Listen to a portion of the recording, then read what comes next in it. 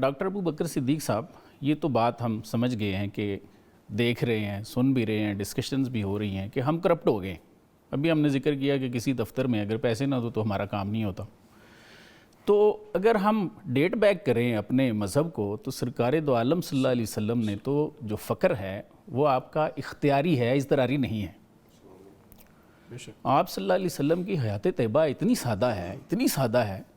ابھی آپ نے تھوڑا اس کا ذکر بھی فرمایا ہے. اس کے بعد خلفائے راشدین ہیں، ہمارے سلف اسلاف ہیں، ہمارے صوفیاء ہیں، اتنی بڑی مثالیں ہیں ان کی.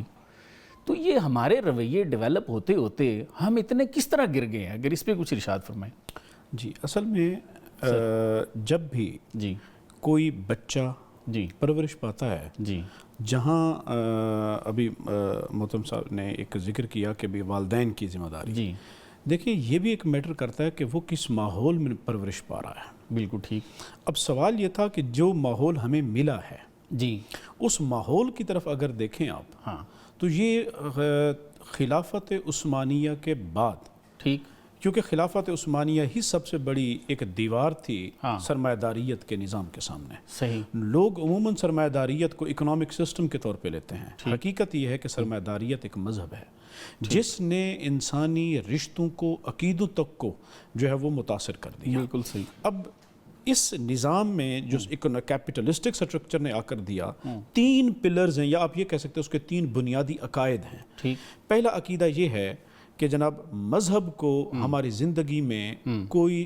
حیثیت حاصل نہیں ہے. ٹھیک. میں کیا پہنوں، میں کیا کھاؤں، میں کیا پاؤں، یا اگر اکنامکس کے کوشچنز کی طرف چلے جائیں کہ what to produce for whom to produce، یہ جو اکنامک کوشچنز ہوتے ہیں کہ بھی یہ کون طے کرے گا کہ یہ کیا کیا جائے. صحیح. تو سوال یہ تھا کہ یا تو خدا طے کرے گا. ہاں اب انہوں نے کہا کہ نہیں، خدا تو طے نہیں کرے گا. تو اس کا مطلب ہے کہ انبیاء اور رسول کی جو چین چلی تھی، جو کہ یہ تحریک چلی تھی ویسٹ سے، تو انہوں نے کہا جی بائبل کو اور اللہ کو اور رسول کو، جیزس کو، جب تک ہم چرچ میں ہیں ہم باؤنڈ ہیں، چرچ سے جیسے ہی باہر نکلیں گے ہماری زندگیوں میں بائبل کا کوئی کردار نہیں. تو انہوں نے جو فیصلے کرنے تھے اس کو نکال دیا. اب بھی کون فیصلہ کرے گا؟ تو انہوں نے کہا کہ انسان کی عقل فیصلہ کرے گی.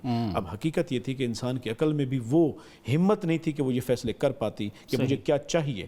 اس عقل کو بھی ایک طاقت ہے جو دستک دیتی ہے. مجھے یہ ٹھک ٹھک اس کو دستک آتی ہے کہ مجھے یہ چیز چاہیے، اور وہ جسے قرآن نفس امارہ کہتا ہے. صحیح. ہم اسے، آپ کی جو کیپٹلسٹک سٹرکچر ہے وہ اسے ڈیزائر کہتا ہے.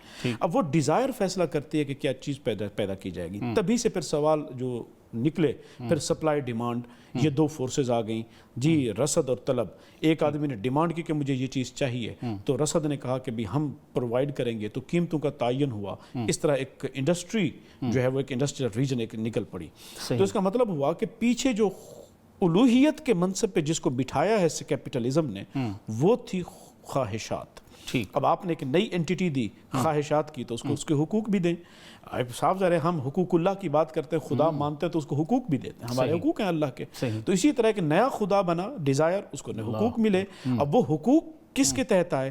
وہ آئے، لفظ ایک استعمال ہوا تھا، میں کہتا ہوں عموماً جب آپ دیکھیں تو انسانیت کے لیے 16 سینچری کی اینڈ میں انسانیت کے لیے لفظ استعمال ہوتا تھا مین کائنڈ. ٹھیک.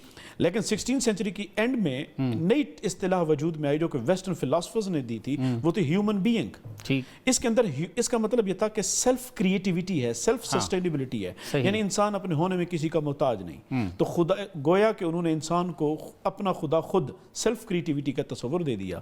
اسی کے تحت ہیومن رائٹس اٹھے. ہم اسلام ہیومن رائٹس کی بات نہیں کرتے، ہم حقوق العباد کی بات کرتے ہیں. ہم انسان کو بندگی کے مقام پہ رکھتے ہیں. ہیومن رائٹس کیا کرتے ہیں؟ خود انسان کو الوہیت کے مقام پہ لے جاتا ہے. تو پھر دوسرا جو پلر تھا، یہ ایک پلر کہ انسان کو خدائی کے منصب پہ بٹھا دیا. دوسرا یہ تھا کہ profit maximization at any cost is the objective of life. ٹھیک. یوٹیلیٹی میکسیمائز کرنی ہے، پروفٹ میکسیمائز کرنا ہے. آپ کو اس سے غرض ہی نہیں ہے کہ آپ کے نفع کمانے کی دوڑ میں کسی کا نقصان ہوتا ہے یا کسی کا بھلا ہوتا ہے. یہ دوسرا ایک پلر ہو گیا. اور تیسرا انہوں نے جو ایک اصول بنایا وہ یہ تھا کہ اکنامک ایجنٹ از سیلفش، یعنی سیلف انٹرسٹ اورینٹڈ.